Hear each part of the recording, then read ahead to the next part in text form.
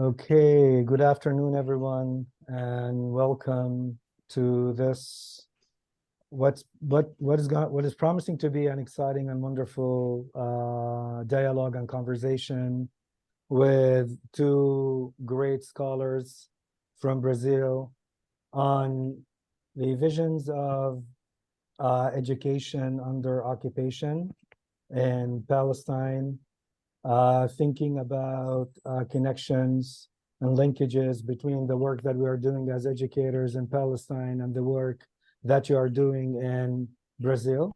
I'm going to begin by introducing the Vice President for Academic Affairs, our new Vice President for Academic Affairs, Dr. Iman Saka, to give her welcoming remarks. Dr. Iman has been a leading scholar and interdisciplinary educator in archaeology and anthropology, and an advocate for cultural protection, preservation, and promotion. Dr. Iman received her PhD and master's degree in archaeology and anthropology at the University of Illinois at Chicago. She completed her BA in archaeology at the University of Michigan, Ann Arbor, and she's a native of Bethlehem. Dr. Iman has been a professor of anthropology and the chairperson, or was, of the Department of Sociology, Anthropology, and Criminal Justice at St. Xavier University in Chicago. And Dr. Iman is going to give us the welcoming remarks. Dr. Iman. Thank you, Dr. Jamil. Hello, everyone. I'm so happy to see a good number of you here to attend this very important event. So I'm going to just say a few words and then leave the stage up to our presenters. And I'm sure they're going to give us a lot of wonderful information about their experiences. I just want to say a few words about education under occupation. As we all know, education under occupation poses a substantial challenges, yet it highlights the crucial significance of education as a beacon of hope, resilience, and empowerment in the face of adversity. Education in Palestine has been one of the key forms of resistance against Israeli occupation. Education in our context has been multi-layered. It's a tool of empowerment, social, political, economic empowerment. It also fosters national identity, cultivates resilience, and it's a powerful form of resistance. The act of imparting knowledge becomes a tool of defiance against attempt to control the narrative and the ongoing efforts to erase Palestinian identity.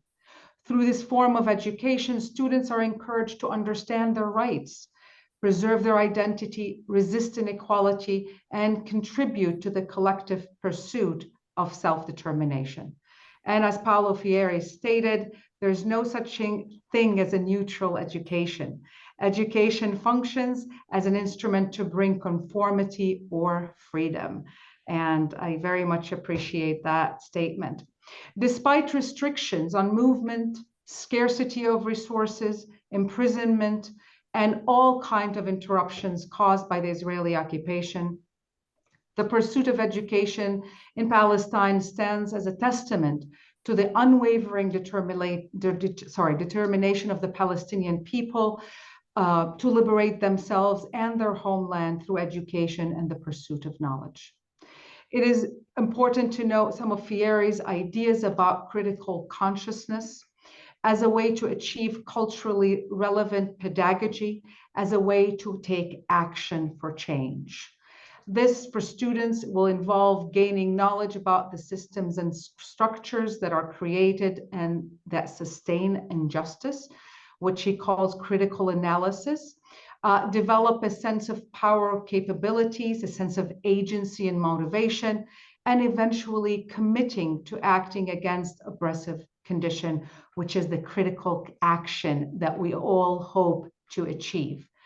I eagerly await the day when education emerges as a powerful tool for nurturing collective Palestinian critical consciousness, empowering the next generation of Palestinians to liberate themselves and the world from occupation and injustice. So with these very few words, I'm very happy to welcome Professor Ladislau and Professor Fernanda. I'm not going to introduce you because someone else is going to introduce you, but we're very happy to have you here. Your experiences are amazing, and your insights will be very helpful for us to maybe collaborate in future ways of how we can move education forward in the manner I just described. So I am very eager to listen and learn from your experiences with education in the face of adversity and oppression.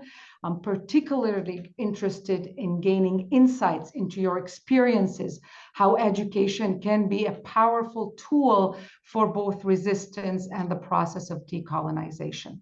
And before I hand the stage to everyone, I want to thank the Dean of Research, Faculty of Arts, and Faculty of Education for putting this event together. And thank you again for being here. Welcome. Ahlan wa sahlan.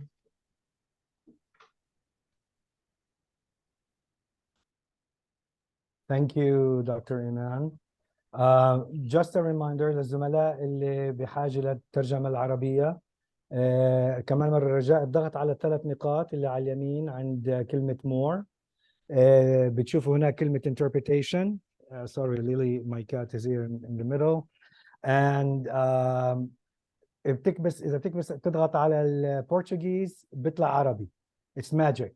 So it's just we didn't have a word for Arabic in the original program. Anyways, I would like to ask Brother Alejandro, the Dean of Education, to introduce our first speaker, Professor Ladislau.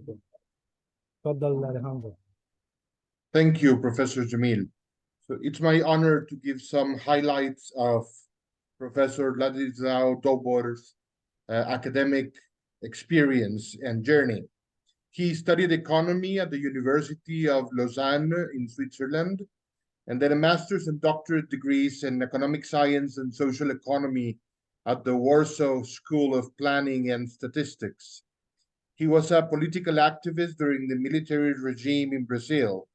He serves as consultant and has served as director of several governmental and UN agencies at different levels and in several countries.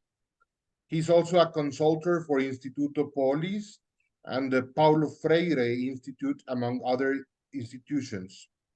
He's the author of over 40 different books, including What is Capital and Economic Aspects of Education. He's also authored and co-authored many articles and book chapters, including Reinventing Freire, where they analyze the results of an institution founded by Paulo Freire after 27 years. He is currently a professor in the areas of economy and administration for the Pontifical Catholic University of Sao Paulo. Welcome, Professor Ladislau. Thank you for being with us. Thank you.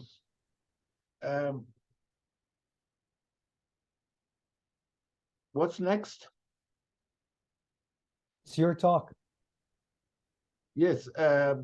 You have an idea for how long I should? 15 minutes. 15 minutes? Yes, sir. Okay. We'll solve big problems in 15 minutes. We will talk about, we have QA later, so you can develop more ideas. Okay. Let me give just, let's say, take a few steps back because we're facing common dramas. These are the key challenges. It's the dramatic challenges in Palestine, but also in the world. I mean, we have inequality as never before, with 1% having more than the 4 billion at the bottom of society and so forth, and it's growing. I mean, we're building billionaires and not a useful society. We have also, we are destroying the planet. I mean, it's not just the climate, it's also the problem of destruction of biodiversity. We have 2 billion people with difficulty to access to safe water. Yes, we have billionaires sending rockets to Mars, yes, but we're not solving the problems of water. We have 800 million people going hungry. This is chaos. And the financial dimension, we have the inequality, we have the environmental, the sustainability issue, and we have the challenge that money is not serving what is necessary. I mean, it's going in rent, what now is called rentier capitalism. I mean, it's not investors producing something in agriculture and industry. They are just taking money out through financial speculation. Rentier capitalism, they call it nowadays. I retrieve different ways of qualifying the present capitalism. Just, I mean, some call it even rotten capitalism. I received yesterday a book, it calls it cannibal capitalism. The fact is that the system as we received it is simply not working. So we have these key issues. So many people are calling what we are living now as a slow motion catastrophe. This is a good qualification of what we are dealing with, and we're going down. Yes, so we need changes. We need deep changes, and obviously, education is absolutely central in this. I've been through this. I am 82, you know, and this is very interesting because you look a little less at the present dramas and try to understand how these dramas have been unfolding. I mean, it is dramatic because, you know what, we're not poor societies. If you take, and this is thanks to science, to energy, not to capitalists, I mean, not to billionaires, you know. The fact is that if you take the world GDP, that's 100 trillion, what we produce in goods and services, divided by the population, 8 billion worldwide. This is equivalent to $4,200 per month per 4-member family. What we produce in goods and services nowadays is equivalent to $4,200 per month per 4-member family. It's quite enough for a comfortable and decent and dignified life. Our problems are not economic. Our problems are of political and social organization.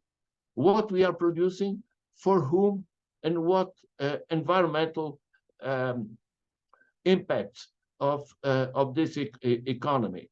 So we have these global challenges, and the challenges are not only inequality, environment, and the financial chaos, but much more than that is our impotence, our lack of instruments to face these issues, because we have been discussing them in so many books, in so many studies, in so many UN reports, and nothing happens. This, I call it institutional impotence, because we have a globalized system with globalized challenges, and we have no global government. And we are fractured into roughly 200 countries, each one of them trying to solve its own problems on the back of others, and the dramas keep going down. The bridge I make, I worked quite a lot with Paulo Freire in Switzerland. Then in Africa, we were together in Guinea-Bissau and other places. Besides that, I had worked, this is history, in the 60s. I participated in the first lessons of teaching literacy in Pernambuco, northeast of Brazil. But the issue is that I take the words of Iman here. The issue is that knowledge is empowerment. This is, I think, is the key thing when you take Paulo Freire and so many people trying to get knowledge back on track, because knowledge nowadays is not in the hands of schools worldwide. It is more and more in the hands what we call the attention industry. You can take them on my website. You put attention industry, you'll see an analysis of how these different sectors work. But this is the key issue. How do we turn education into real empowerment? At the times of Paulo Freire in Pernambuco in the 60s, it was literacy. Now it has to go much farther than that. And this is one issue. We feel it so very much in Brazil, and just as I discussed it this week in Angola, we're teaching history. I mean, who was Napoleon? How long is the Amazon River, and so forth? I mean, you know, the kids, they are not stupid. You know, they study these things because they have to pass their exams. But they don't give a damn for this. They want to understand the world, that the world is working really. What are the real challenges? And what I think is the challenge for us educators, I have it here, Fernanda, that what we're teaching is not giving the answers, the understanding of the real challenges that we are facing as humanity. Yes, we're glorifying Brazil in the history, Dom Pedro and so forth, you know. I mean, where are we? We're going down the drain as a society, adding the wars, the conflicts, I mean, the manipulation, the dollar system through the United States. I mean, all this is obviously a drama. Yeah? So the issue for me of really making education as it is necessary is to preparing them for the real world. I mean, what are the key issues? How the corporations work? This is not science fiction. I mean, you take BlackRock. BlackRock manages $10 trillion. Biden's budget, the budget of the federal government of the United States, is $6 trillion. Larry Fink at BlackRock, a private asset management corporation, manages 10 trillion. Yes, I mean, who controls BlackRock? They use all these financial systems in tax havens and so forth. I mean, this is obviously chaotic, and we're seeing in Morocco recently. We had the World Bank and the IMF meeting on the new financial world architecture, and they're discussing. OECD is discussing what they call BEPS, base erosion and profit shifting. How do we stop all the system of financial speculation and make money useful for the development, for the key issues, for the suffering of the people? Let me give how deep is this example, Jamil, is the fact that in Brazil we produce only grain, cereals. We produce the equivalent of 4 kilos per day per person. What we produce in Brazil in cereals, grain. Yeah? And we have 33 million people going hungry and 125 million, more than half the population, in food insecurity. So when I see that the problem is not economic, it is of political and social organization, and not the simplification. Let's communism and socialism and capitalism and liberalism. People, they love the isms, you know, and you put ism on anything, it sounds interesting. But we have to, in the different situations, to face what makes people suffer, what are the challenges, what we say, onde dói o calo in Portuguese, where it hurts on your feet, you know. And this is the thing. We have to organize.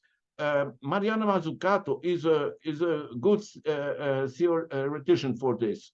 She writes on mission economics. How do we organize the economy so that it responds to the key challenges humanity is facing, instead of waiting for markets to solve it. The markets are selling guns to Israel and guns to Ukraine and guns to wherever, and they don't give a damn on what happens. They only just see if the dividends are paying. I mean, what is this? This is chaos. From, you know, Iman, it's very sad that I am an economist, you know, because I look at all these things and then I look on how they talk about themselves. No, we are very worried with ESG. We want the well-being of the populations, yes, but let's have the dividends first, yes. This is the situation. Let me suggest that we have huge underutilized opportunities. I'm discussing here with you. I'm in Sao Paulo. I don't know, Fernanda is around. You are in another part. I was yesterday morning, I returned from Angola, where I discussed with universities, but I don't have to go to Angola. I made agreements with them that we can make courses together and meetings together, just as we are doing here now. This is very interesting, yes? So we have the new technologies and the connectivity, and this is hugely important. Jamil, I'm so happy with you people organizing this meeting today, but this has to be multiplied, you know? We have to make a knowledge building community, you know? And besides, you know that 3 or 4 years ago, you took Google and Translator and it was horrible, but now it is understandable. So even the language barrier, the language problem is going out. So we have a huge opportunity of knowledge cooperation worldwide, oriented on the key challenges of humanity. And this is really a huge opportunity. But let me say that Understanding Knowledge as a Commons, it's a book organized by Elinor Ostrom, a Nobel Prize winner in economics. Understanding Knowledge as a Commons. You know, my books have been translated in many countries, the Chinese translated. It doesn't cost me a cent. The fact that the Chinese are reading my books. I mean, knowledge as a sign, yes, as immaterial product can be generalized worldwide. We can ensure access to simple technologies to all the hundreds of millions of small-scale family peasants in the world. Democratizing knowledge is a huge opportunity nowadays. Yes, you can find this. It's a very interesting book by Jeremy Rifkin, Zero Marginal Cost Society, because with immaterial products, with knowledge as a central production factor, it's not how many machines now, it's how much knowledge you have. And this is the key issue. And the knowledge can be spread around without additional cost. If I give my watch to Fernanda, I will not have my watch. Either she has or I have it. Yes, in economics we call it. We have a name for this. But if I give her an idea, I keep this idea. The fact is that knowledge can be spread around with no additional cost worldwide, and we have the technology and the connectivity for this. We have to organize, of course, the digital inclusion of everybody, but we can take, and this changes university for me, Jamil, you know, because we've been using universities as a ladder for individual going up in society through diploma. But we can use university overall, you know, to generalize information and understanding, making real links between the universities and the schools and the different social media. because we are in the hands of GAFAM, so-called Google and YouTube and Facebook, etc., but we can turn this around. Iman, I put 3 minutes of Paulo Freire on my Facebook, and it was 3 minutes on how dictatorships work. You know? Paulo Freire on dictatorship, very good, 3 minutes. On my website, I had 4.5 million accesses. So you see, we have to go much beyond classrooms. We have really to think how we manage knowledge, manage in the wide sense of this word, how we organize access, the democratization of access to knowledge and significant knowledge, because we are in this attention industry, we are being under such a flow of bullshit is not a very scientific concept, let's say, but I mean, I'm waiting for something better to qualify it. But you certainly get the idea. So with one just final idea is that we have to work not only with schools, because how is this furniture built in our kids' heads here? They have schools, they have the teachers, but they have the social media, they have TV, they have they have their neighbors, they have the narratives of political propaganda. I mean, we have to work with integral knowledge building system.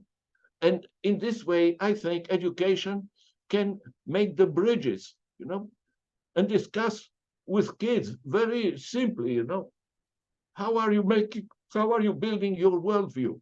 Yes, how can we help you? Where is the bullshit? Where is the real information? How do you get empowered through information? What are the international organizations you can work with? Yes. Let me end just with this. I have a website I started 20 years ago. You know, Iman, I discovered that kids are useful, you know. I have 4 of them. You know, they built me my website. I understand very little. They understand so many things we don't get, you know, and they organize this. I have, I've said, more than 1,300 titles, and lots of people, Association of Favelas in Brazil, are using my website because I write a book. Yes, and for example, this book here, The Age of Unproductive Capital. Yes, I made a 10-minute video for every chapter, and this means that we have networks of favelas studying this book through the videos, you know, and the book is online for free. So this merges together. It's multimedia, it's different institutions, and the universities going beyond the borders and beyond the classrooms. Well, this is my first intervention. Thank you. Thank you so much, Ladislau. It was really great to hear you talk about this. I'm not going to comment, obviously, because we have our colleague, Dr. Fadl Sawaifa, who will respond to yours and Fernanda's presentation. But I just wanted to say that when I first asked Ladislau, I heard that you were Freire's son-in-law. And he said, what? I said, I heard that you were Freire's son-in-law. And he said, but I wasn't really interested in Freire. So just wanted to put that out. Don't minimize my interest in Paulo Freire. I was effectively more interested in his daughter than in Paulo Freire. You know, when people say you are an economist talking about education, because you know there are people who want to separate other things, I say I inherited the best of Paulo Freire. wonderful, very nice. Very nice.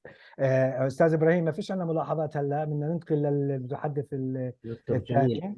اخ ابراهيم، مش ممكن في مداخلات الان للاخر لو سمحت؟ ننتقل للمتحدث الثاني.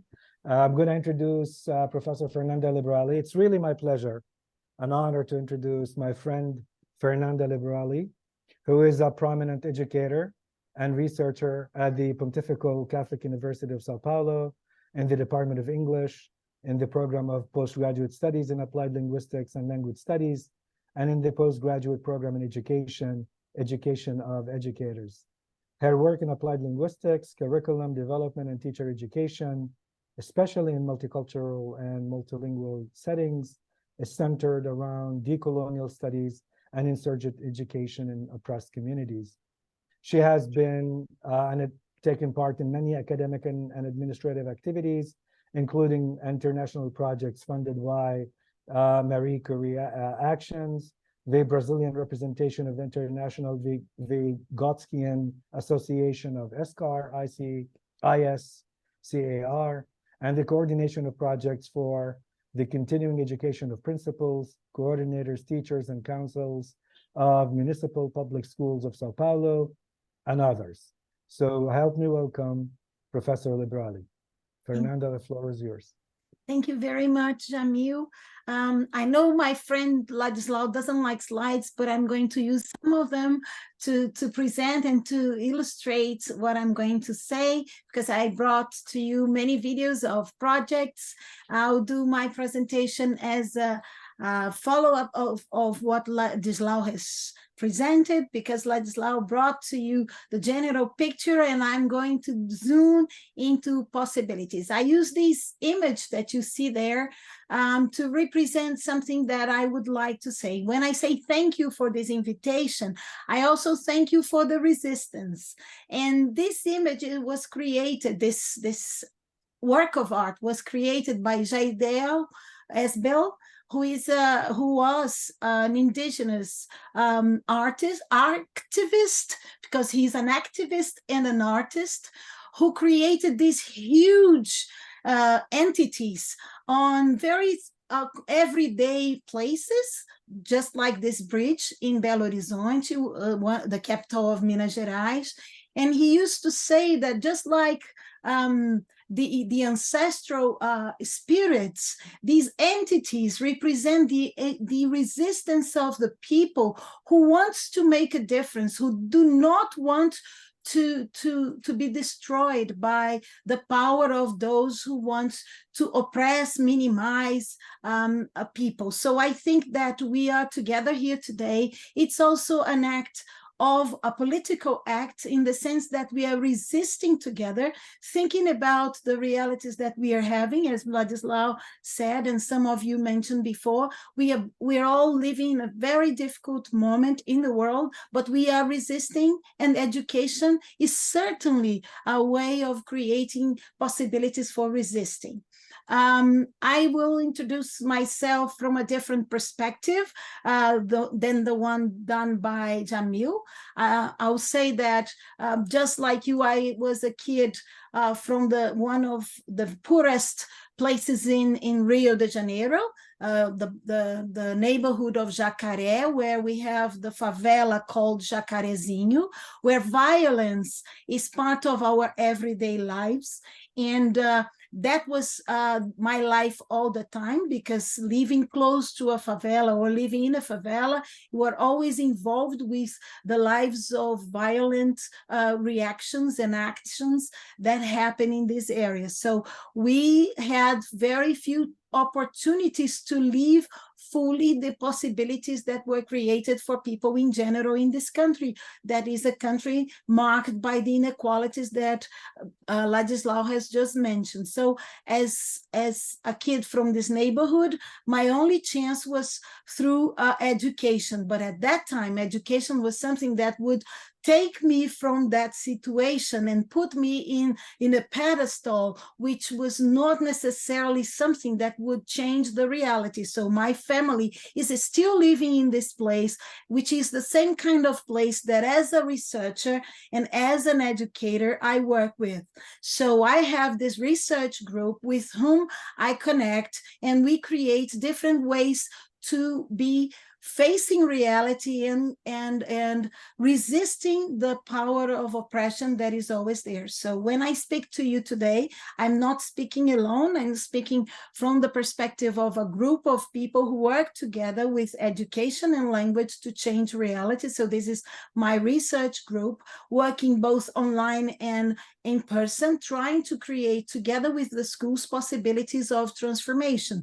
And these possibilities are what I'm going to exemplify through some of the concepts used by Paulo Freire.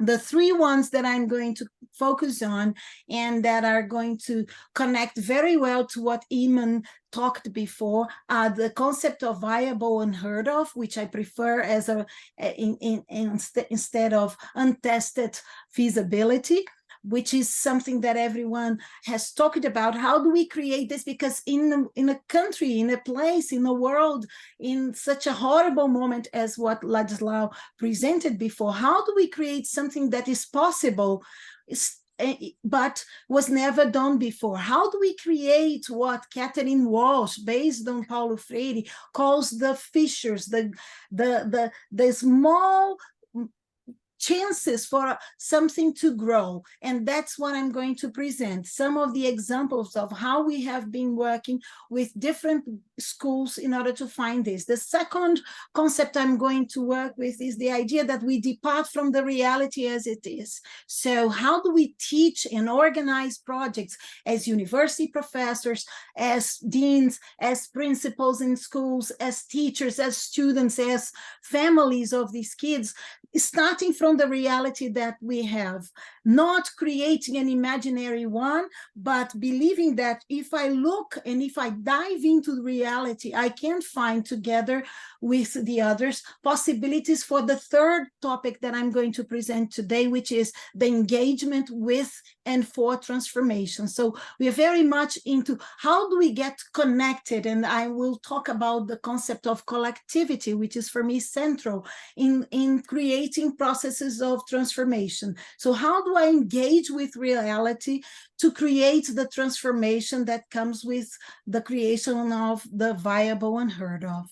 In our university, my research group has created the project called Projeto Brincadas. Brincada means play brigade. That is a word that emphasizes that when we are working with education, we are creating a possible world. That's what Ladislau said. If we get connected through different medias, we can create a world that does not exist now, but can be imagined. So we believe that playing creates this possibility of dreaming. We see that the kids and the professors and teachers, some of them have stopped dreaming with possibilities of change. And Paulo Freire has taught us that utopia is central for us to move beyond the realities that we have. So how do we create projects to move beyond the realities that we have? So I'm going to give an example, a very concrete one that happened this year, and I will report a little bit on what we managed to do to create this change that we want to see in reality. You talked about critical, liberating education, and Freire used to say that in order to get this we have to become a collective. And we created a project that was connected with this idea. How do we build collectives that will investigate their practices, their realities, and will act upon it to change it? And how do we, as a research group, create opportunities for these collectives to exist? How do we do this? So first of all, we have a connection with a global brigade that works with play to deal with issues of different realities all around the world. We use Vygotsky concept of play, this idea that we can work a head taller than we are every time we create with the other possibilities of thinking about realities that are not here yet. So it's connected to the idea of the viable unheard of that I mentioned before. So this year, what we did was we, as researchers, planned 6 meetings at our university, PUC São Paulo, the Catholic University of São Paulo, with 8 institutions, all connected with families, kids, teenagers and educators. We had around 110 participants who would come to PUC. They came from different areas, and I'm going to talk about it. I'm giving this as an example. And they had different degrees of participation and moments of joining this activity. I'm going to exemplify with 3 of them, but I'm going to show you more or less what it is. So we have this great number of people. Most schools came with a number of 10 people, and these were families, parents, some educators, some were school managers or principals, some were the kids themselves from 8 to 17 years old. So they all came to the university. Some of these kids had never seen an elevator, and they came from very different places. They came from Aquilombo. Aquilombo in Brazil is a place where the ex-slaves, you would go to escape slavery in the past, and they created a community which preserves the same traditions they used to have in the old times. Also, we had an indigenous group, what we call an aldeia, that occupies a place here in the urban area of São Paulo. We had some rural schools. We have some schools from the city of São Paulo that are public schools. And we had all these people connected, thinking about the curriculum of the school, engaged to the realities of their school. So every month we would have around 71 kids, students, 25 educators, we had the researchers, and we had also the managers connected to discuss this and to plan interventions in their reality. So this is a project with small time, with few people, but creating changes together, putting together the university and the schools, these people creating a collective. So what is a collective? This is a picture of us with the schools meeting at PUC and playing with the problems of reality. We believe that the first thing we need to do when we create a project such as this is to remind people that they belong. They belong to different types of group. They share vulnerabilities, and these vulnerabilities should not be something to impact on them, to stop them from acting, but on the contrary, they should create opportunities for them to learn together that they are strong, that together they can create possibilities, and that together they can create the viable unheard of. Alone, it's just depressing, but together they can do things that go beyond their individual possibilities, so they can play with a world yet to come. And to do this, first, they have to become a collective. And we played with this idea of making them feel, not only be a collective because they belonged to a certain place or to a certain school, but because they would see in themselves opportunities to study the problems and the similarities and the possibilities of becoming a connection, of creating a connection and becoming a collective. After this, we worked with investigating. We have a Spinozian concept that is conatus, the power of being together and the power of resisting inexistence. But in order for you to discover your power to resist inexistence, something that we share, we need to understand what our ethical political sufferings are. We have to detect through immersing in reality, which is also part of what Paulo Freire used to teach us, that some of the sufferings that we have are not something personal. I'm not, oh, I can't get a job. Some kids think, oh, I don't pass the test because I'm stupid. No, they have to understand that some kinds of sufferings, they are ethical, political, they are social, they are produced by social exclusion, by subalternity, by oppression, by inequality, by humiliation. They have to understand, and we find ways to create possibilities for the kids to observe the realities they live and think about what these oppressions are. So what I'm going to show now are small videos created by the different schools where they present to us what they analyzed when they got involved with their realities in order to discuss what these sufferings were. I will show you perhaps less because I noticed the time, and I will show you less. I will show you two examples. So this is the example of an indigenous place where school and the possibilities of living are very precarious, and you will see a little bit from what they say and how they presented it.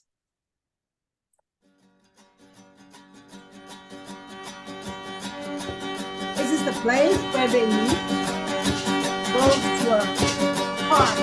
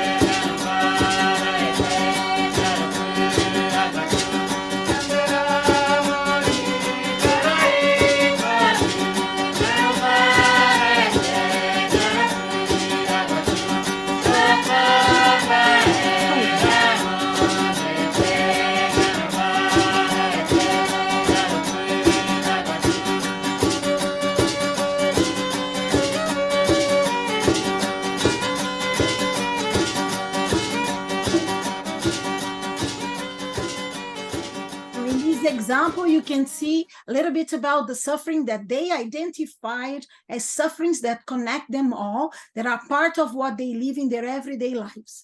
And the first moment of immersing in reality is to understand that these are not fair situations. For example, to have a school such as that one as a public institution, a government sustained institution was not possible. I will show you one more example of suffering of another school. This one is in a rural area, and these kids had no access to water, and they had never really seen this as part of an ethical political suffering.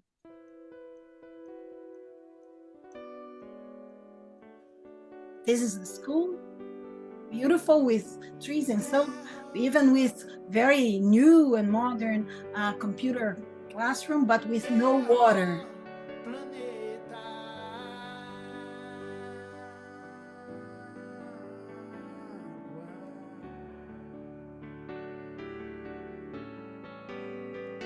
This is a stream is close to the school where they deposit all the dirt, all the sewage goes to this stream, which should be used for water, but is used as, and this is how the school ends the day when they have no water, and which is very regular. Also, they cannot eat food in the school because they cannot prepare food for the kids if they have no water in the school. I had another example, but I'm not going to show it.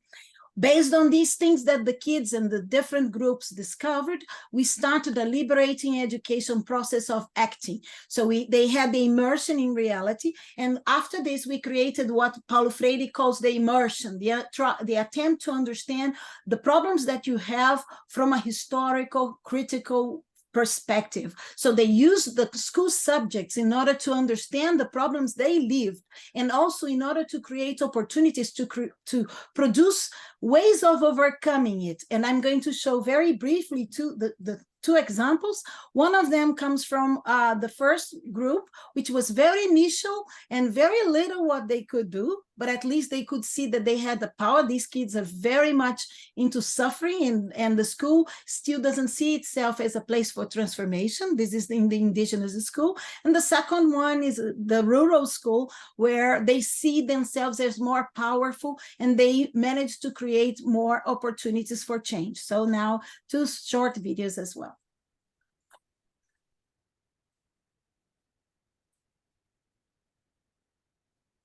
Oops, sorry.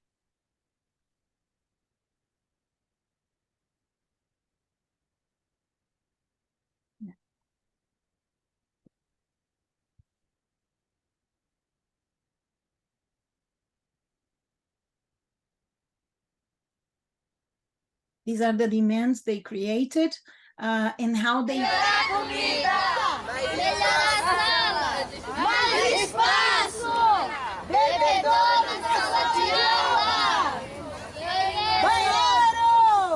Deputado Simão Pedro, queremos uma escola nova. Não, marco temporal, demarcação já. Uhul! Não marco temporal. Their demands to the university and involve the university community.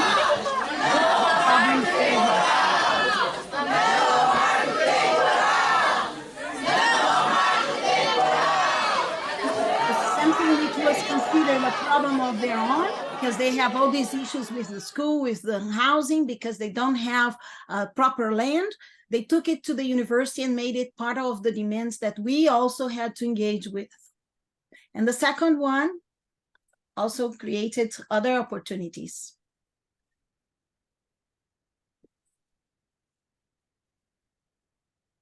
They use the sustainable development goals to support them. Eu sou da escola Demetrio e eu vim citar alguns problemas da nossa escola. A falta de água na nossa escola é muito grande por causa da bomba, tem vezes que ela dá alguns problemas. E também tem a falta de cultura, esporte e lazer. Prazer, meu nome é Brian. Eu vim falar de algumas das soluções que nós propomos para resolver esse problema de questão de saneamento básico e de esporte. Nós propomos em fazer vídeos com a reclamação dos alunos, tanto da falta de água na escola, quanto da falta de esporte. E nós também propomos em fazer manifestações e eventos, como o 7 de setembro, que será uma marcha de todas as escolas, projetos, e que nós iremos fazer cartazes sobre essa falta de água que nós temos.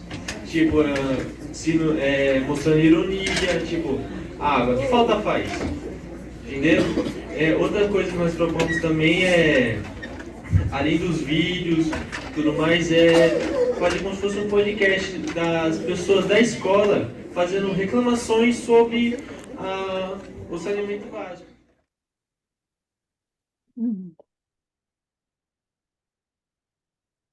So this is what they managed to do, how they managed to participate.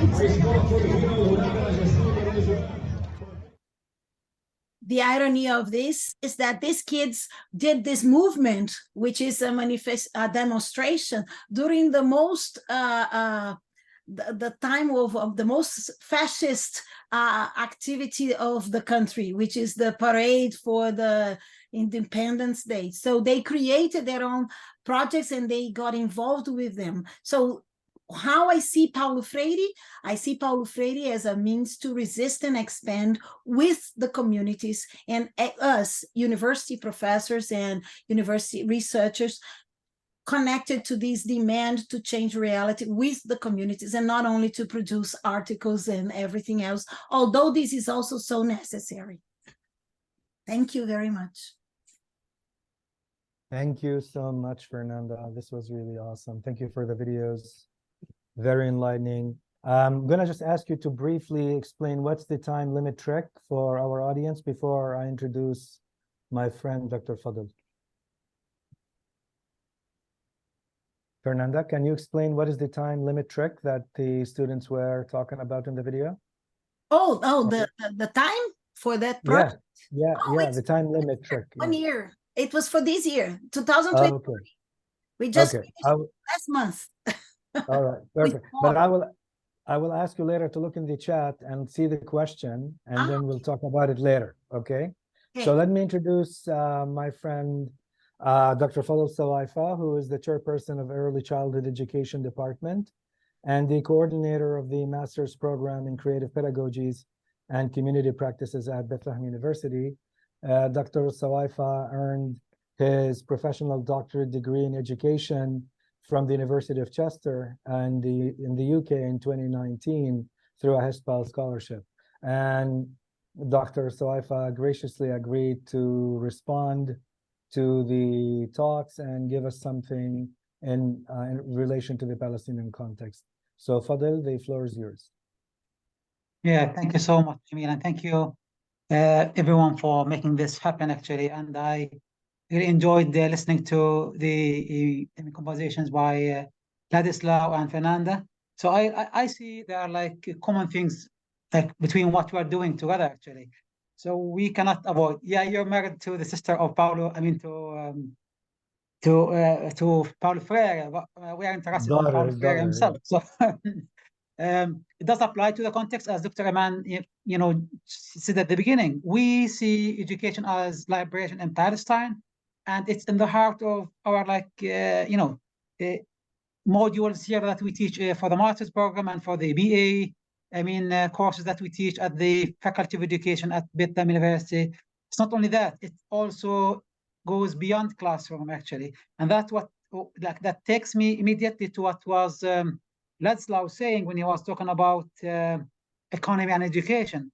So I work with Augusto Puel's Forum Theater, Image Theater, and when he first used that, it was with the farmers in the cornfields. He didn't go to a fancy place to show his work and so he can make money. And that's really important. So we do not want to sell books. Actually, for me, knowledge shouldn't be sold. It should be shared actually, no matter the expense. So for me, it's like that's how when I started experimenting with Forum Theater, with Paulo Freire's works, Education for Emancipation. Also worked with students from. This summer I was like a visiting scholar at Concord University in Canada, and the first person I met was a Brazilian. So Marco Coelho was a postdoctoral student, and he was telling me his supervisor wanted him to write a report about a research that he was doing, and so about music, using music in education. And when he said he went to 15 schools, and in those 15 schools, he found that they had more musical equipment and instruments than they needed. And he told them, and when he mentioned that in the report, his supervisor wasn't happy that he told him that. He said, in Brazil, we didn't have anything like that, but we are creative. So it's like you might have the resources, but that doesn't mean that you're creative. In Palestine, we do have the same thing. I had like a chat, and later on we went to a conference together with Marco Coelho, and we discussed these. We face harsher realities on the ground. Even when it comes to football players who come from Brazil, like when someone like Anthony, who plays for Manchester United, said, every day when I went to school, I had to jump over bodies in the streets. They were not dead. They're like homeless people. They are like marginalized people. Nobody cared about them. So it's like we have things in common actually. So when Ladislau was talking about education and education for emancipation, yeah, that's what we are doing. Like in my projects, for example, I also write poems. So it's like I work stimulously with what you are saying, Fernanda. So my projects mainly about using poems and poetry, stories and narrative with students, university students, with people in the local community, to think and to think beyond. It's not outside of the box actually, because we don't believe there's a box actually in education. It's like even to smash this box and to go beyond the realities. In the first Intifada, by the way, Palestinians were creative to the extent that although there was a closure, universities had to create a space and a place for education to happen.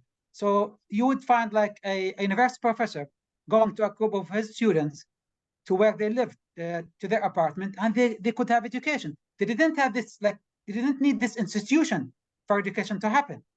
So it's like we've done that. We're still doing this if we have the opportunity to do it. So it's like I'm against the institutionalization of education, like myself. So I'll just share with you a poem like for my doctoral thesis, I interviewed, teachers from the Arab world. So, and like because you are talking about passports and visas, Ladislau, at the beginning. Yeah, it's a problem for us. Every time I travel, I did share like two articles with Jamil, and he could like share with you later. Every time I travel, I have a problem with the Jordanians after the Israelis. It's like, where are you traveling? Are you visiting anyone in Jordan? No, I'm not going to Jordan. I'm just passing by.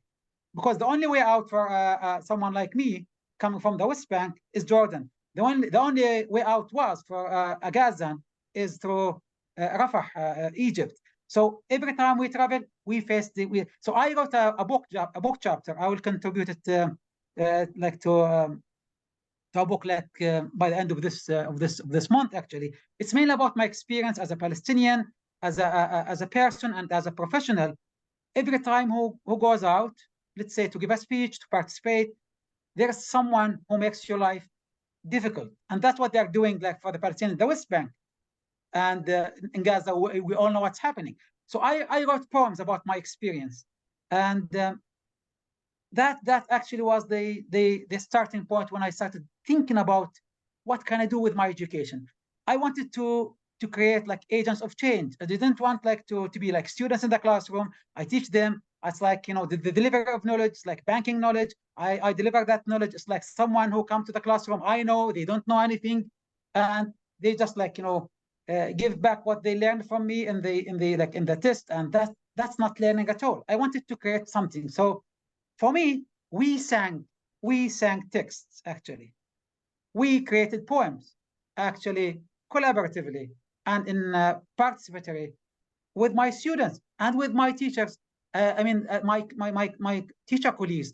So for my doctoral thesis, I interviewed 11 teachers from the Arab world who couldn't meet, like in Palestine. So the only way was like, Nader Wahab is my colleague is here, and he's part of the Qattan Foundation who made this. Thankfully, who made this happen, this opportunity. And it was like on the top of the mountain, and that was the title of my doctoral thesis, traveling to the top of the mountain, using found poetry as a means of analysis, dissemination, and exploration. So it's like, for me, I interviewed teachers, and when I asked them, why did you want to come to Jordan? Because it was in Jordan, so that's the only meeting point for us, since they couldn't come to Palestine. And when I asked the teachers, one of them I asked, why did you want to come? He was from Morocco. Why did you want to come to Jordan while you could go to the Maldives? Of course, if he had the money. He said, well, because I wanted to learn something new. I never heard like about an institution that provides drama education, and I could meet someone from a Palestinian who lives in the refugee camp, like in Syria or in Lebanon, or someone who comes from the West Bank, or someone who comes from Gaza.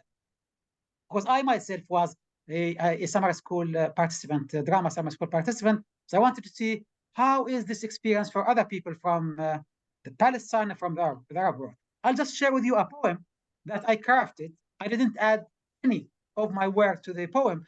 It's this participant from he's an Amazigh from Morocco, and that's what he literally told me. And this takes me to what Ladislau was saying about education, and that's the poem he was saying actually, that he told actually. And the title of that poem is Emancipation. And here's how it goes. I work in the field of non-formal education. I'm interested in strategies that call for emancipation. I used forum theater in my teaching, but still, I couldn't get my head around it when applying.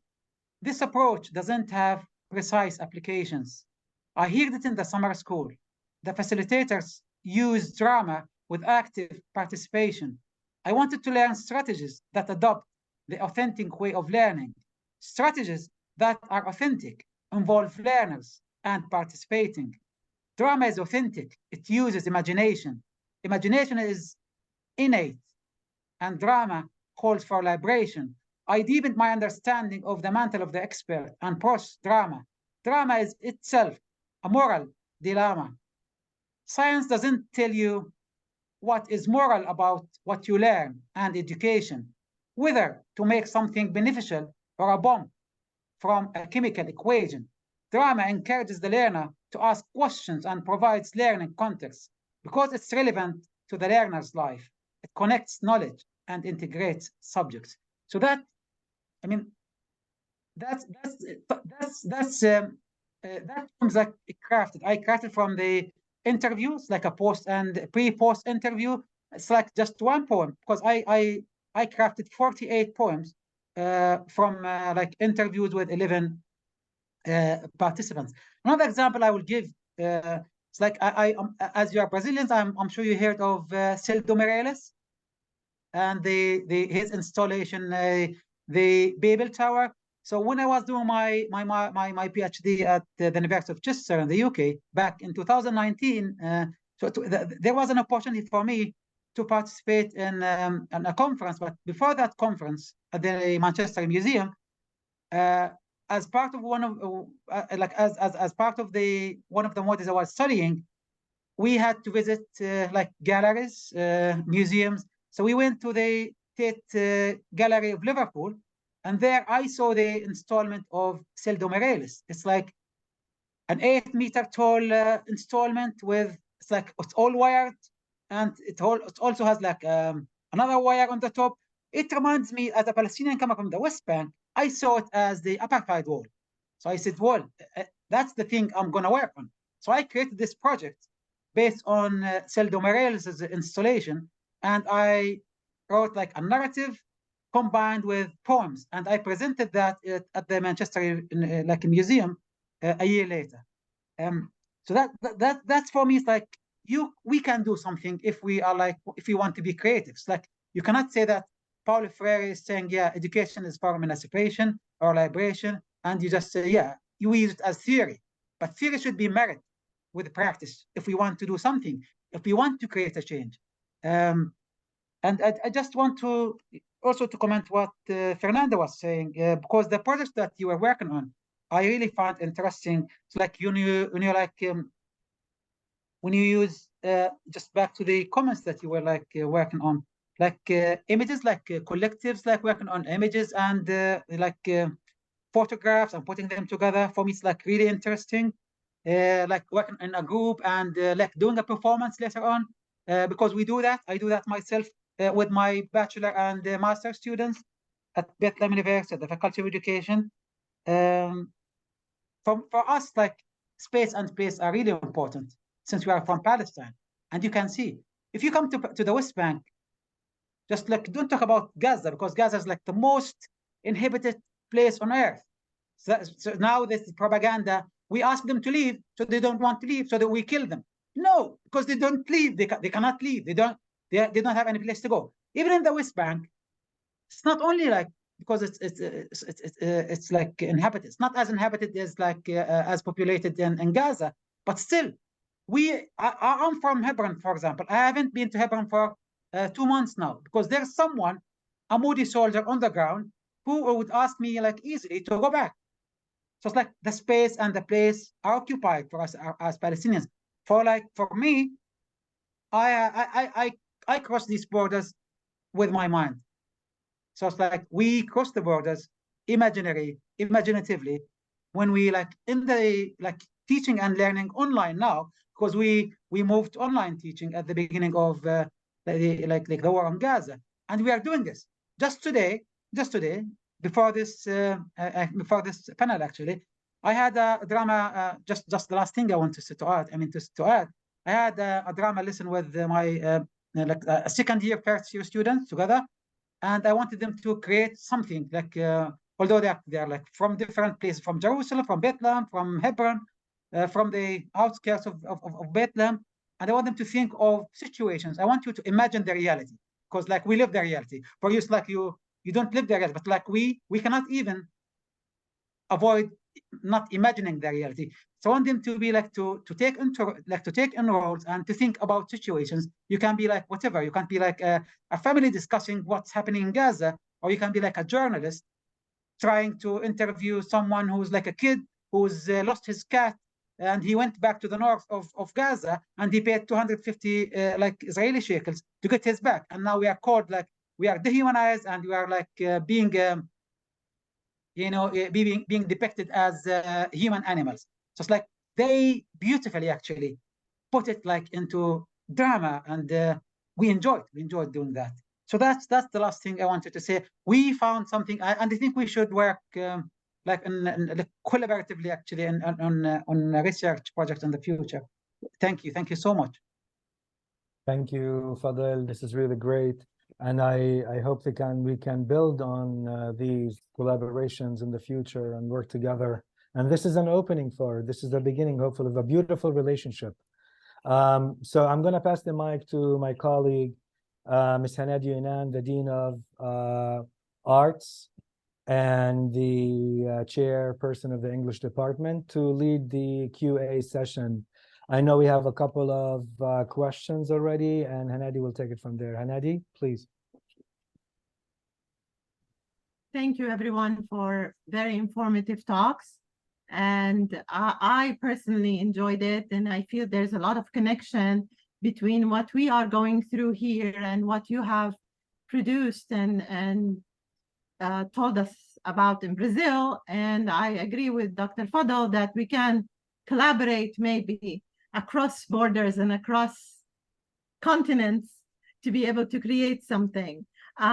If you permit me, I just wanted to add a comment before I go through the questions, because I have, I'm looking at the chat while I'm talking to you, but I wanted to say one of the things that got my attention from what you have been saying, Professor Ladislau, is the idea of the democratization of access to education and knowledge. And I believe one of the problems that we face as colonized people is that we put restrictions on ourselves, and we sometimes prioritize needs, daily needs, over education and knowledge.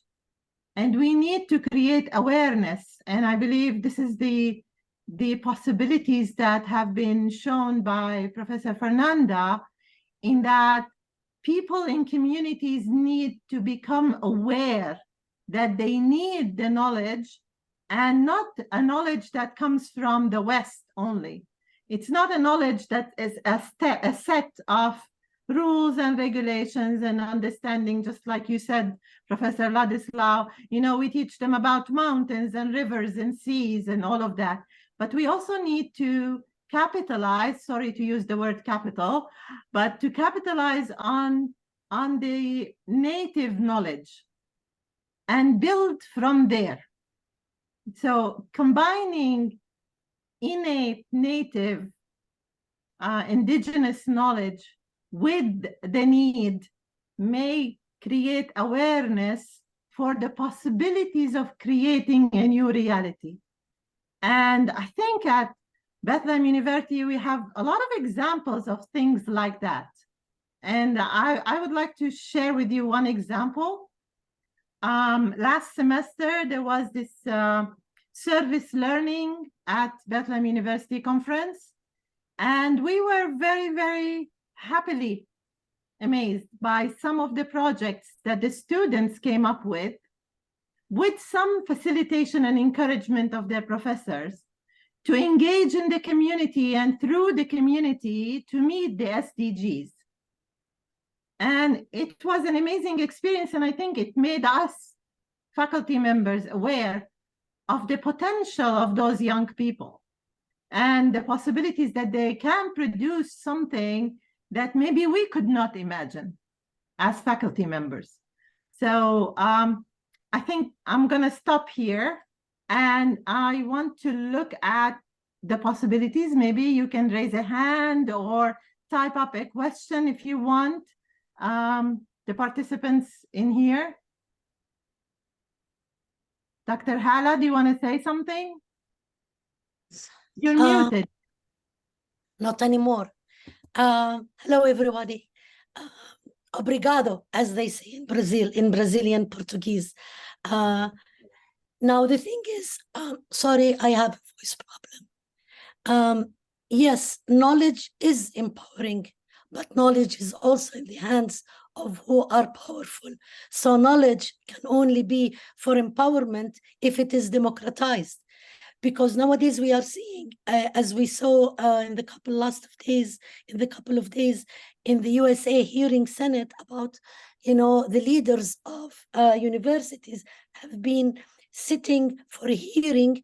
If you criticize the occupation, Israel, and if you talk about Zionism or Jewishness, you are simply labeled anti-Semitism.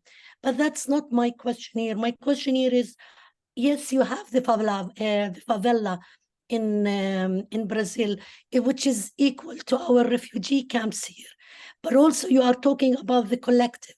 But our collective here, in order for anything to succeed, yes, we need the collective, but our collective is being by the minute dismantled because of war, annihilation, which is not only on the verge of genocide, but on the level of extinction. And yes, during the first Intifada, we could meet, and I'm one of the ones who graduated during that time, and before, when we met even in bonds, we met everywhere, but there was no barrier wall. And at the same time, we are now like Swiss cheese. So my question is, in this time of dismantling the collective, and which knowledge is in the hand of the powerful, what strategies do you have to advocate and that can be relevant to our situation now? Yes, your projects are amazing, but we are living in a state of war in which there's apparently no end, in sight or near nowadays. So any practical strategies or insights would really be helpful, especially that we are online at the same time. Thank you so much again, and I will go on mute.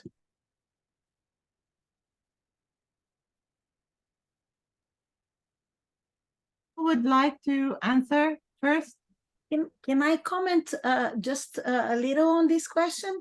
I think this is an amazing question, and I totally agree that we need to find different ways depending on the context that we have. And I think Fadel has mentioned some of the strategies that we use here, because even when we are being annihilated as I think you are, and we follow this here all the time, but we also have episodes such as this in the favelas here. Mainly the Black people in Brazil are being totally destroyed, and how do we find ways to resist this? For me, I believe in arts as a form of educating people so they can become stronger to resist and try to find ways of overcoming. I don't have big responses such as the ones I'm sure Ladislau is going to give, because as an economist, he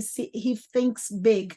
I think small. In the small ways we can work with the small groups that we have, with the schools, and how we can work with people so they can together find their own strategies. The only thing that I believe is necessary in terms of how to do things is to believe that people have their own ways of coping and finding solutions, and that what we need to create is opportunities for people to interact, and so that they can build from where they are possibilities of creating where they can be.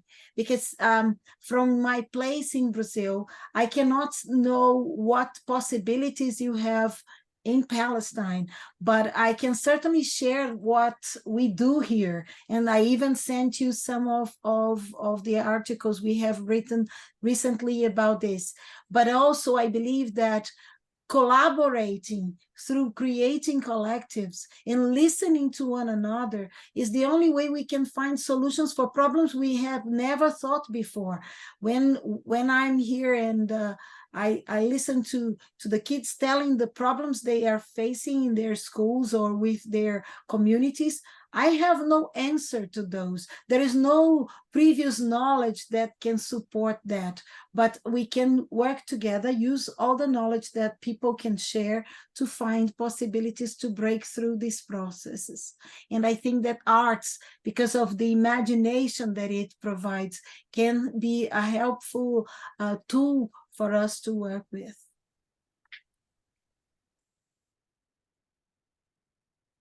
Thank you. Yes. There is a very interesting initiative. I see you here as HSY. Who are you? My name is Hanadi, that's the H. My Hanadi. family name is Sudah, and my married name is Yunan. Hanadi is good for me. right. There is an interesting experience we've been working on in Brazil. I helped with it in the state of Santa Catarina in the south. We called it My School, My Place. Minha escola, meu lugar. My school, my place. We brought into the curriculum of what is taught in the schools, so local schools, you know, in different places, small towns, etc. We teach the place. I mean, who are the people who are living here? What are the sewage problems? How many jobs we have? Why don't we have jobs? What is the security problem?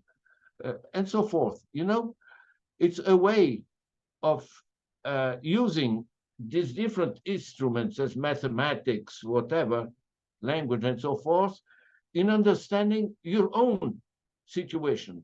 I think it contributed to a feeling of citizenship, of what you belong to. You know, these kids, they come to lunch with their dad and they say, you know why we have this sewage problem? Because this group there is using this and that chemical and so forth. You know, it's a kind of empowerment and an understanding of very concrete citizenship. This is where I belong in my neighborhood and my little city or this place near the city. I mean, what is it?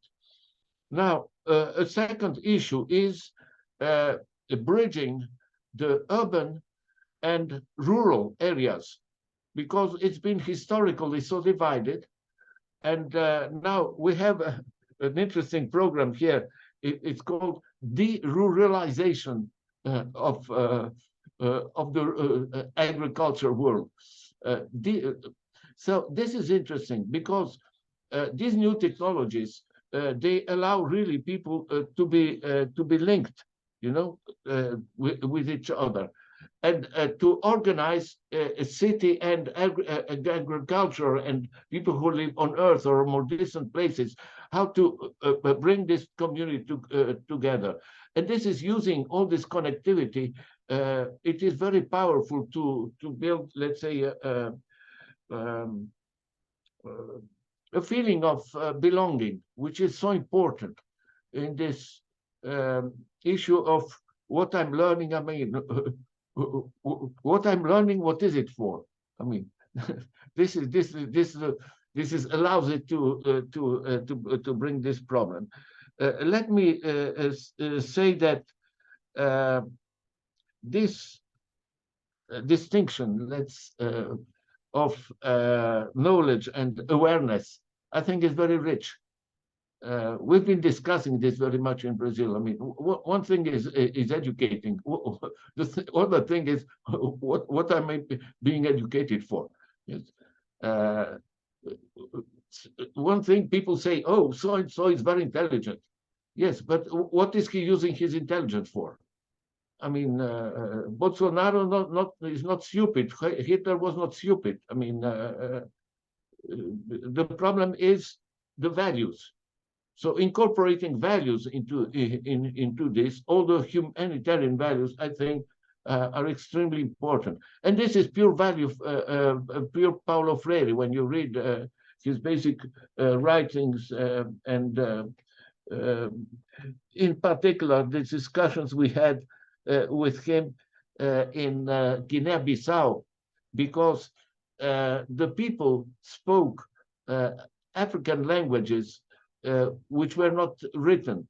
So how do you teach writing when you have to teach writing and reading and writing in the language of the colonizer? How does this build into the understanding of your situation, of your belonging to society? So I think this is, and let me, there are different ways of doing this. I think we are all aware, more or less, we want people to understand our key challenges. I'm repeating, this is going down the drain. You know, we have just yesterday, we got the figures from our statistical national system.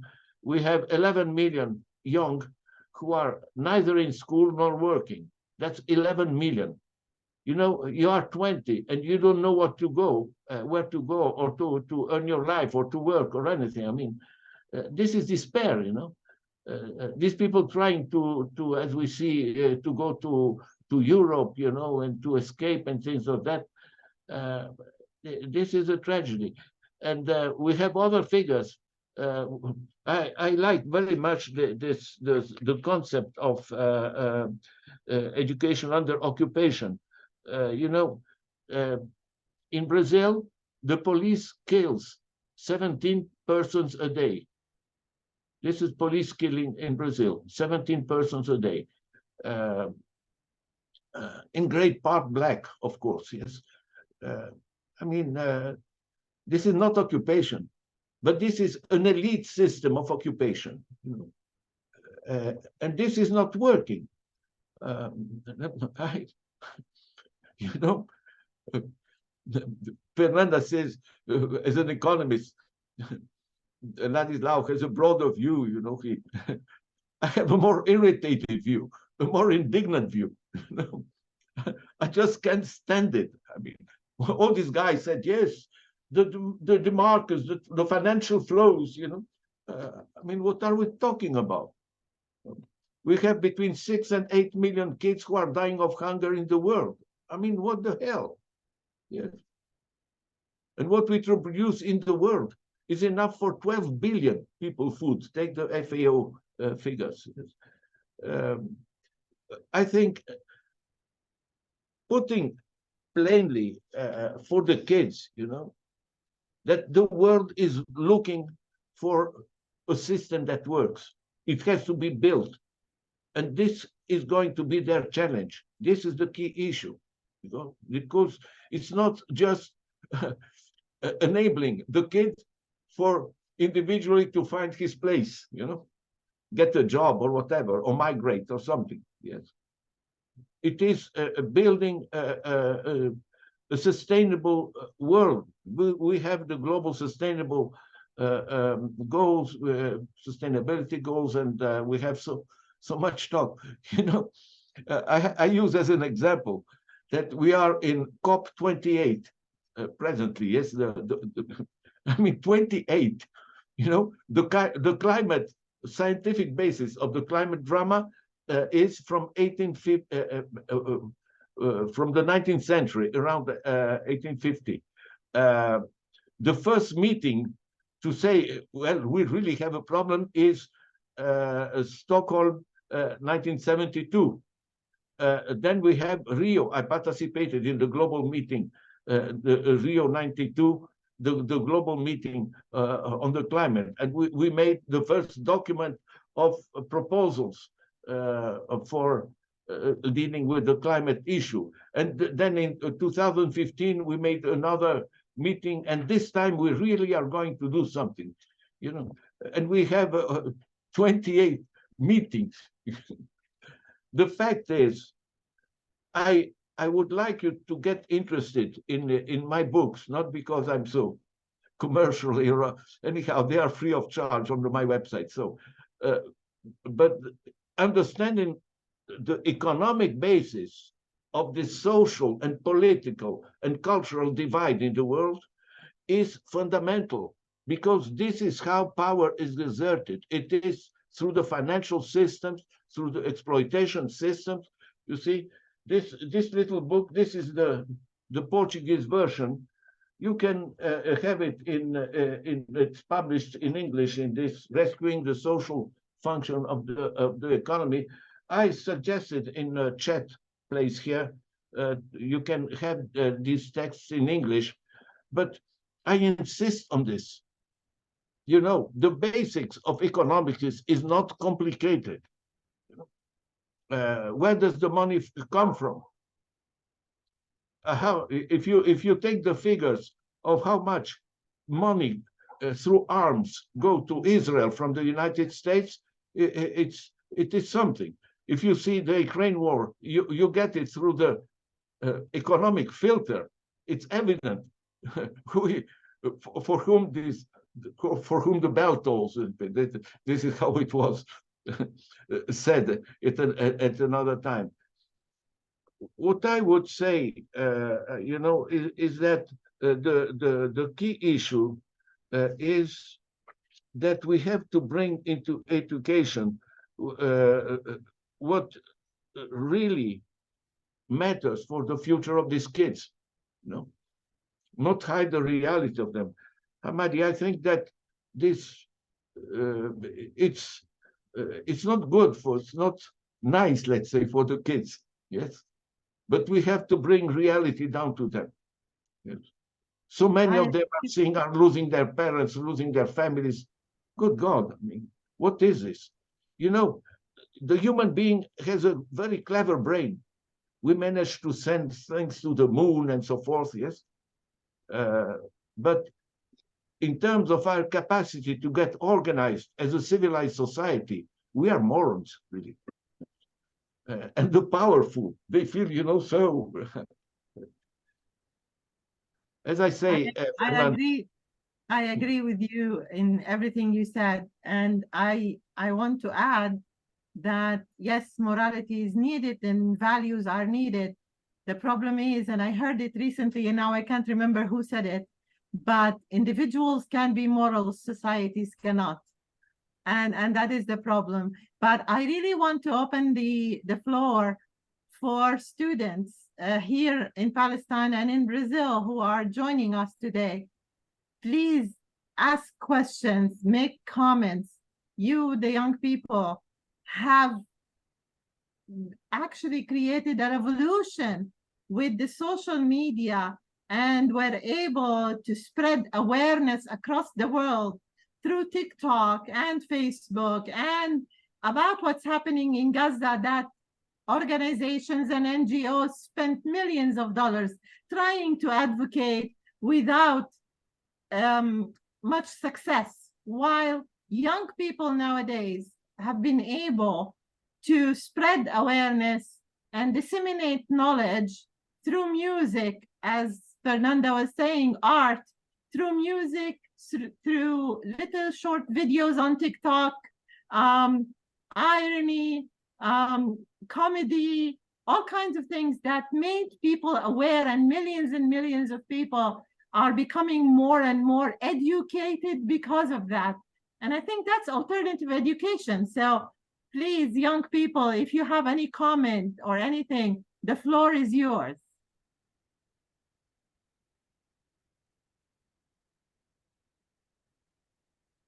Anyone? You can write it in the chat if you feel embarrassed to talk, or you can say it in Arabic. We have a translator. Fernanda, let me say, I don't have a broader view. I have a more irritated view. Fatima, yes, please, Fatima, go ahead. Yes, good evening, everybody. I'm so happy to be involved in such very beneficial session. I'm not sure about my English. I feel shy in front of all of you, but maybe I will have some maybe grammar mistake, or I don't know, but I'll try my best to reflect. It's okay. Especially in front of you, Doctora. لا ما تقلقي. Please support if I one of the vocabulary it's not expressing what I want to tell. So I'm here for you. Yes, I'm reflecting midwifery program. So I would like to share with you what how I convert my negative energy. Especially yesterday, I was talking with Dr. Jamil about this topic. I try my best to convert my negative energy and my traumatized feeling because of what we are going through those days. So I decided to make the midwifery student, because one branch of their education is helping them to be the maternal educator. So in community for midwifery course, I decided to establish an social media منصة, يعني social media Instagram, and Platform.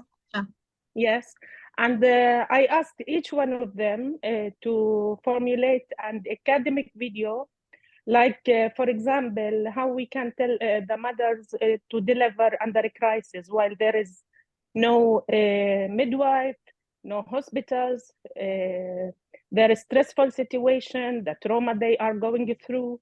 So we started like this, and we made a schedule. Each student feel very creative at the beginning, because our strike, the students were divided in two parts. One of them, they don't want to learn while we have all these traumas. And when I start to talk with them about such situations, you can be very you can benefit the people, you can be very engaged in your community, and you can help.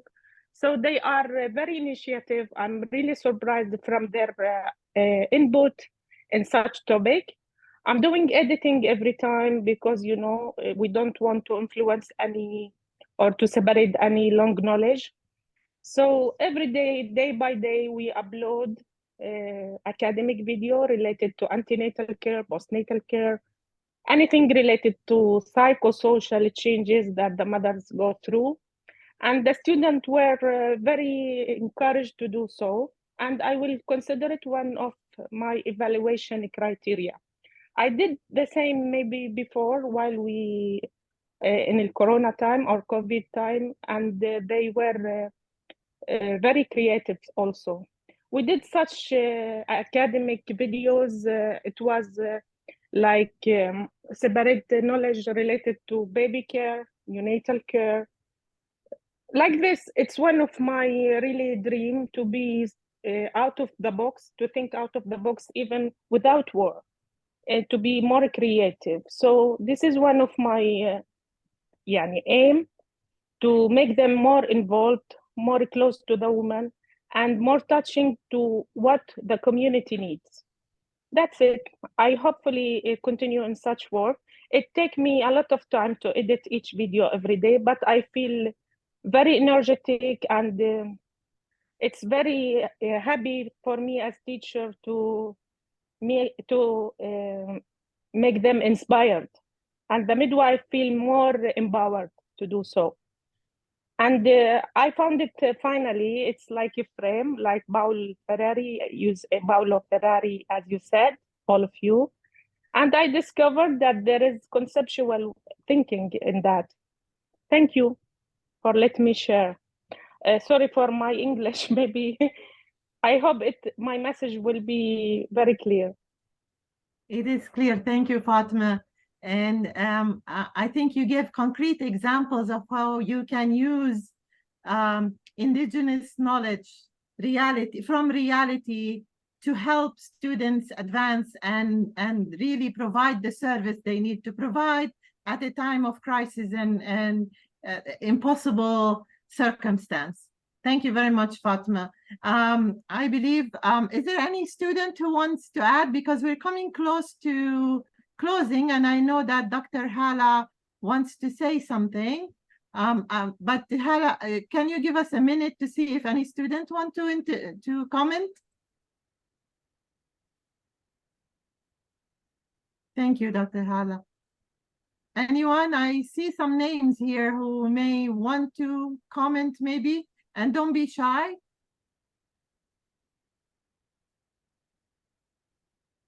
Luciana, do you want to add something? Oh no, I'm listening here all the people told. I'm together with Fernanda with the Brincadas project, and it's very important to the important and to I'm thinking just a reflection and to thinking in a situation the world and the person and a social problems, because it's emergent to do some things in this way, in these directions. I think just this is very important. All the things that I see with the investments, I don't know how to say investments, yes, or the spend with the social emergency to the people, no? Yes, this is. Thank you, Luciana. Yes, Thank it you is an too. Thank all investment in the the human. It is an investment in the human and the abilities of the human and the possibilities that the human can bring. Dr. Oh, thank you, Fatima. She added something about the students visiting mothers at home, expecting mothers at home, and after the delivery, the postnatal service. Dr. Hala? Just a quick thing. Fernanda, you mentioned something about the arts. I am in the arts, in theater and performing arts, and I'm teaching a cinema course. And the students, just want to share with you this little experience. In the cinema course, usually the students have a midterm, and the midterm requires them, if they are on campus and face-to-face, they go to the library, they borrow cameras and equipment, and they go and they film a project that doesn't exceed than 7 minutes. They can film like 20 minutes, but they have to edit to 7 minutes. And I told them, and I gave them instructions how to use their phones to document their experiences now and what they are going through. And I gave them that as an option, but what I've realized, and ask them to divide themselves into groups because of their geographical areas. What I found is really impressive, and I really asked Tina today at the library in order how to share these videos. What the students did, they divided themselves into groups, they used their phones. Some of them, they're different versions of phones, so the filming is much better than others. And they documented and they narrated their different experiences, from sitting at home, from learning and studying, while the TV in the background showing the bombshells, to the empty streets, to churches, to mosques. And they were really impressive, narrating and documenting their experiences, in which some of them could be selected to be targeted to the West to see what we are really going through. So, you know, creativity under stress and war and adversity does come out if you give the space to students, and that is where the arts come in. That's all I wanted to share. Thank you for giving me the space and the time, Ms. Hanadi. Thank you very You're welcome, of course. I get a little bit emotional because I see this as the chance for creating the collectivity that I was talking about, because they see they are not alone. Other people are suffering, and when they create this together, the world gets to know what's happening. So we can go to the streets, fight for you, say what we say, and we are all connected. I think it's great. Thank you. Pleasure. Thank you. Any other comments or questions that anyone would like to share? Yeah, Ms. I just want to add something, if you don't mind. Yeah, go ahead. Currently I'm working with my drama students on a project where we, you know, it's like over 70% of the people who are killed in Gaza are children and women. And they're very powerful stories of kids killed or survived, I mean, in Gaza, survived death. And we are collecting stories. So far, I have you know, scripted 2 stories. We are collecting stories One of the stories was like the soul of the soul. I think the people here are familiar with that. So we've devised that as a drama with my students. We're working on that. And another story about the that boy Muhammad and Lulu the cat, which like for it's like it's like we go like into the mind of the child that time, what he was thinking or what she was thinking about.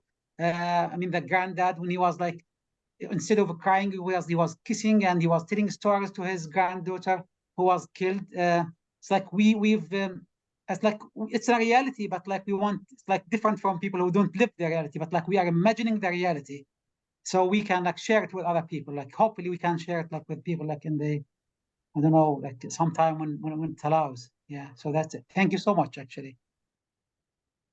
Thank you, Dr. Fadl. I just want to add that we are in the season of Christmas, and it's amazing what people are doing now to connect the Christmas experience of displacement and destruction into the creches at the churches. And sometimes in the stories that people share, we come from the city of Christmas, Bethlehem, but unfortunately it is the city that is not celebrating, the Holy Land is not celebrating Christmas this year. And I think we need to think about that now as we continue forward. If there are no other comments or questions, I'm going to ask Dr. Iman to give the closing comments. Yes, exactly, Fernanda. That is in the Lutheran Church in Bet Sahur, which is the town of the shepherds. May I add something, a practical idea? We have found very, very productive, simple solution, which is collaborative platforms.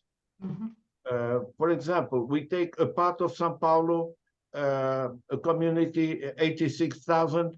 They organized a local platform, so they all get information, ones on the others. You need a doctor, you don't go to the big thing that, no, who is in the neighborhood, you see? So we put on this platform in the locality, in the neighborhood, all the information on who does what possibilities. We have a retired lady who likes to bake things. She can do it for the neighbors.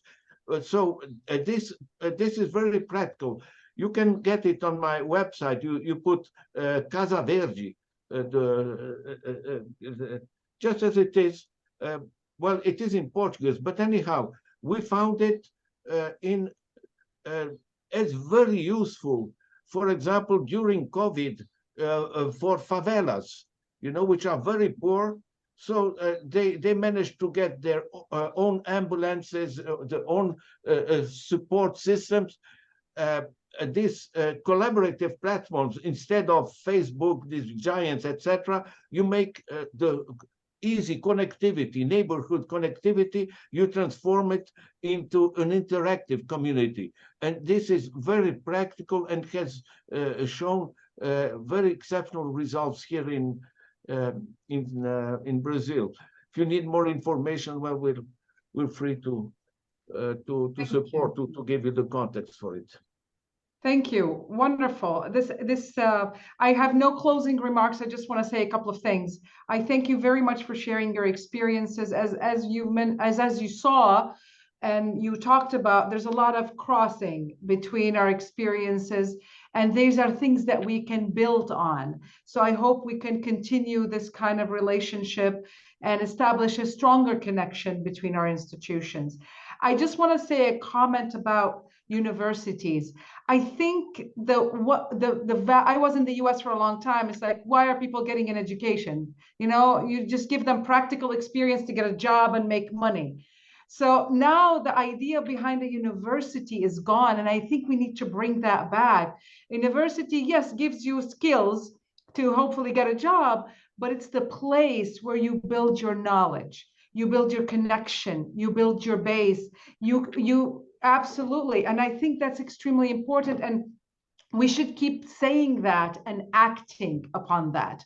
So it's not just a place to get a degree, to get a job, but it's the place where we democratize knowledge, where we share knowledge, and we learn from our roots, because where we come from, our ancestors gave us a lot of knowledge, and that should be incorporated in our daily lives and in our educational system. And I think for me, my study in anthropology has strengthened that so much, to appreciate the value of local knowledge, and that it's extremely valuable. We could never put it down here. It's the same level as any kind of knowledge, and we need to respect it and present it as such as higher education. Democratizing knowledge, the term that everyone has been using, it's a wonderful way of dealing with that. Building bridges, because as Ladislau said, our problems are local, but they're also global. So I think our people are going to have to interact with others to deal with these global issues as well, because there are very few local problems that are not found globally. So our work together is very much needed, and I think we should think locally and globally at the same time. So I thank you again. I appreciate all the work that you do, and thank you for such a encouraging talk. And I always appreciate finding connections with people. So thank you, the deans, and for Jamil for organizing this. Thank you, Iman. Thank you, everyone, for coming. Thank you to our special guests, Ladislau and Fernanda. I just want to finish with one sort of little thing. My wife, Marie, who's in the United States and attended this session, she studied with Henry Giroux and other people who studied with Paulo Freire at Penn State. She told me, Fernanda and Ladislau are the kind of intellectuals that the world needs. And I'm going to finish with her words. I cannot really say more than that. So thank you, everybody, for coming. And I hope that we can start, Fernanda, Ladislau, building on these relationships, collaborations, and do start connecting our students together, work with these two communities that are oppressed, marginalized, under necro-capitalist regime, in order to really think about the viable unheard of. So thank you again, everyone, and have a great night. Bye. Thank you very much. Bye-bye. Bye. Bye. Bye. لا أخي باي مع السلامة.